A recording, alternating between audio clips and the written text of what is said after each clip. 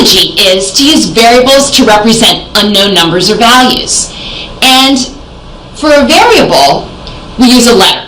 And you can choose whatever letter you would like to use, X, Y, Z. And when you are given an unknown value in an equation, you're going to use a letter instead to represent that. The second thing is to read the sentence and translate the phrases in the sentence into arithmetic operations. For example, if it says the sum, then you know that you're going to need to add, or the difference, subtract, or product, multiply. Very importantly, you need to identify the word or phrase that indicates equality. In other words, you have to figure out where to put the equal sign. The equal sign splits the equation into two, into the left and right sides. So once you've identified where the equal sign goes, then you can approach the equation. Write the equation for 4 times the number decreased by the square of that number is 1 more than 3 times the number. Okay, I see that I have an unknown. They say a number, but they don't say what the number is. So I'm going to pick X to represent a number.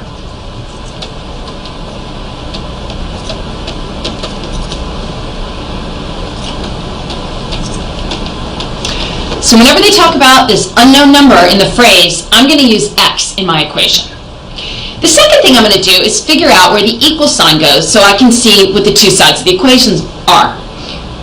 4 times the number decreased by the square of that number is 1 more than 3 times the number. So it's saying that this first phrase is, or is equal to, the second phrase.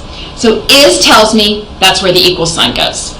I'm going to work first with the left side of the equation, translating the phrases there into numbers, variables, and arithmetic operations. 4 times a number. So it's saying 4 and multiply by a number, which I've called X. Decreased by. Decreased by is telling me to subtract. So 4x minus, decreased by, the square of that number. That number is X squared. So I have the left half of the equation is equals 1 more than 3 times the number. This is telling me that I need to add 1 to 3 times the number. It's 1 more than 3 times the number. 3 times, so multiply the number, which is X. When you're finished writing the equation, read the sentence again and double check that you've written everything correctly, that you've translated correctly. So 4 times the number, 4x. Decreased is subtraction by the square of that number. X squared is, so I have my equal sign, 1 more than, I added 1 to 3 times the number. So 4x minus x squared equals 3x plus 1 is the equation for the sentence that I was given. Here's a longer example, but use the same techniques. Write the equation for 3 times the sum of a number and the square of another number is 5 less than the difference of the cube of the second number and 5 times the first number. Now that's pretty long, but we're going to follow the same strategy. I have to assign variables to unknowns, and in this case there's actually 2 unknowns. It says the sum of a number and the square of another number. So there's actually 2 numbers. I'm going to let the first number be called x. That's a number, and then another number tells me there's a second number, which I'm going to represent as y. So I have my 2 variables, and now, especially because this is a long equation, I need to figure out where the equal sign goes. 3 times the sum of a number and the square of another number is. Is tells me that this first half, this whole long phrase, equals everything that comes after. Working first with the left side of the equation. and translating that into numbers, variables, and arithmetic operations. 3 times. Okay, so I've got 3 times, and it's 3 times the sum of these two terms.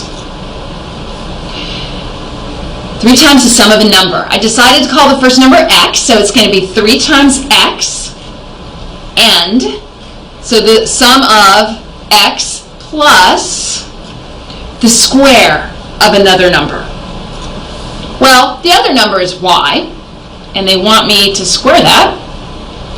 So I have the left half done. 3 times the sum of a number and the square of another number is equals. Here's where things get a little more complicated, because what they want is 5 less than the difference of the cube of the second number and 5 times the first number. When you see 5 less than, the temptation is actually to write 5 minus.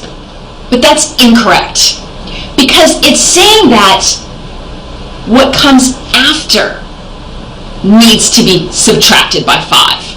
If I say that Justin's age is 5 less than Taylor's, I'm actually going to take Taylor's age and subtract 5. So when you see something less than, you actually put minus at the end. So 5 less than tells me that minus 5 is going to go way over there, and I'm going to subtract from the phrase that comes after.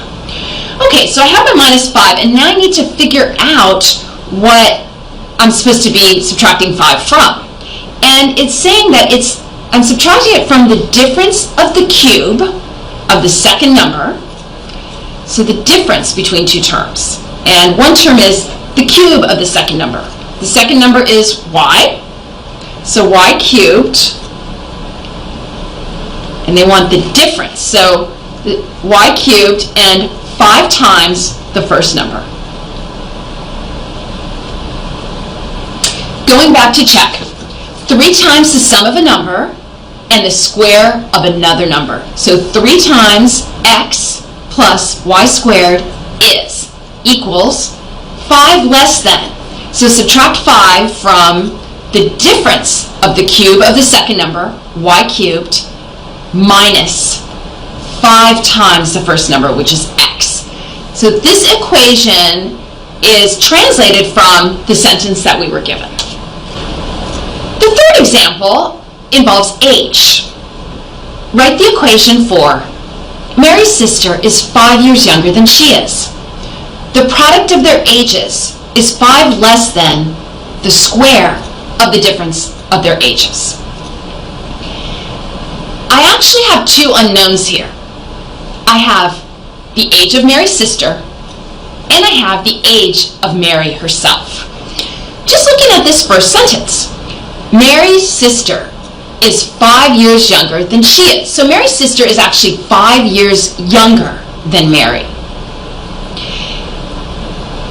Let's let Mary's age equal m.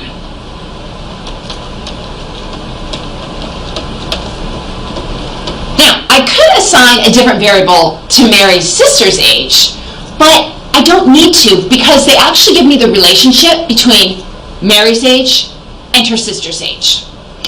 What they tell me is that the sister is 5 years younger. So whatever age Mary is, m, I just subtract 5 from it, and I come up with Mary's sister's age. So instead of having 2 different variables, I can express these both in terms of Mary's age and just use one variable. Then I read the second sentence. The product of their ages is 5 less than the square of the difference of their ages. And I need to express that as an equation. I already have my variable set up, and now I see that the product of their ages is, so I found my equal sign. And I can go ahead and start translating the first half of the equation. The product of their ages. Product means multiply. And they want me to multiply Mary's age and Mary's sister's age.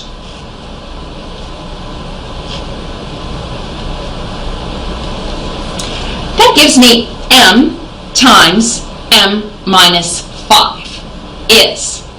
So equals 5 less than. We saw this before, and it's the same thing here. When you have something less than, you put the minus 5 or minus 3 or minus 1 or whatever they give you at the end of the term that comes after. What this is saying is to subtract 5 from the square of the difference of their ages. Okay, so I have the minus 5, and I need to figure out what it means by the square of the difference of their ages. Well, the difference of their ages means I need to subtract. And I'm going to take Mary's age, and Mary is older, so I'm going to put that first, and I'm going to subtract Mary's sister's age, m minus 5. This says the square of that difference. Okay. Double checking, the product of their ages is 5 less than, so the product of their ages, m times m minus 5, is 5 less than the square, I have the square, of the difference of their ages. So Mary's age minus her sister's age squared, less 5. Take away 5, subtract 5. Looking at this, I can actually make it simpler. The left half of the equation I'm going to keep as m times m minus 5, but let's look at the right side of the equation. You'll notice that I have m minus m. That's 0. So instead of writing all that, I can just eliminate the m's from the right side of the equation.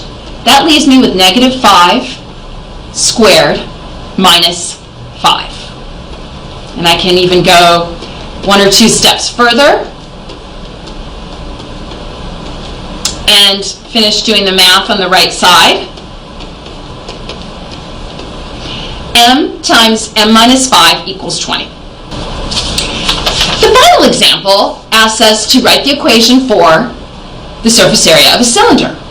And the surface area of a cylinder is the sum of 2 pi times the square of the radius and 2 pi times the product of the radius and the height. For the surface area of a cylinder, I'm going to use S, because that is an unknown. I don't know what it is. So that equals the surface area of a cylinder. And then I look through, and I see I actually have 2 more variables I need to use. 2 pi times the square of the radius. I don't know what the radius is, so I'm just going to call it R. And 2 pi times the product of the radius and the height. I also don't know what the height is, what the value of the height is. So I'm going to call that H. Okay. Looking through, the surface area of a cylinder is. My equal sign is towards the front, so the left side of the equation is just S.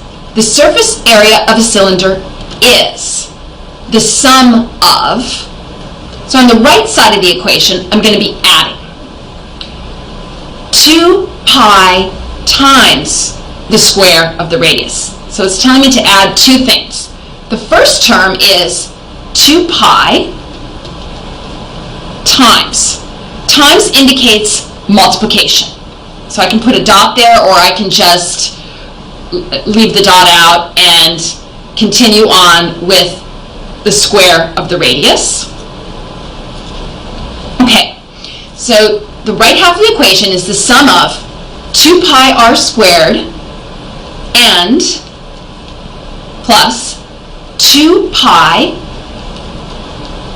times the product of the radius and the height. So again, multiplying. 2 pi times, I'm multiplying the radius and the height.